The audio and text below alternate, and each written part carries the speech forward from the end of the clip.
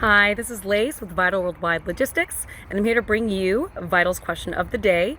This comes from Sarina in New Jersey. Now, Sarina, you had a great question here.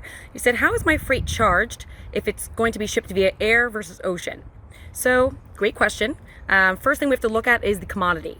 So in your case, you're actually shipping some car parts to Ghana, so Accra. So from New Jersey to Accra, this is a very regular lane that we do ship on, both air and ocean. And I agree. Between our conversation, you were worried about transit time. You were also worried about the amount that it would spend. So which was more preferential to you, budget versus timing? Well, let's break this down quickly. For air shipments, they're going to be charged per kilogram. Now, the size of the cargo will be affecting the rate in the matter of a dimensional or chargeable weight.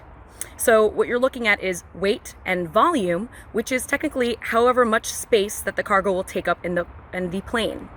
So let's take a different example and say if you were shipping styrofoam. Let's say large styrofoam sheets. Now, these large styrofoam sheets end up taking half the plane's cargo, the cargo space. But what we know about styrofoam is that it's very light.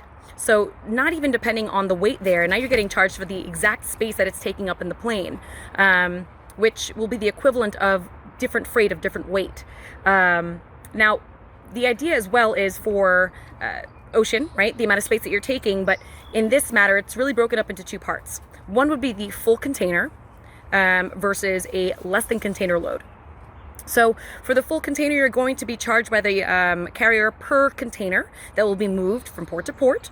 And for the less than container load, that really depends on the dimensions of said item. So if you're moving on a pallet, let's say, it's going to be charged by the CBM, and the weight will also be included there for that volume. So essentially a CBM or a cubic meter, we'll assume here as a average pallet size, 48 high.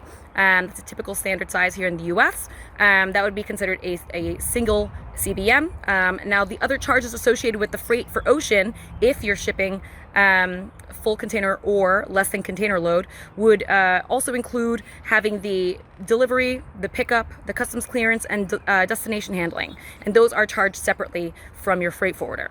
So I hope I've answered your question. Again, just to remind you that if you have any questions, if you have any predispositions that you're like, hey, you know what, I really want to ship something, but I don't really feel comfortable about budgeting my time or amount of money that I'd be dedicating to this, just drop us a line, send us an email, give us a call. Because with us, shipping internationally, confidence is vital.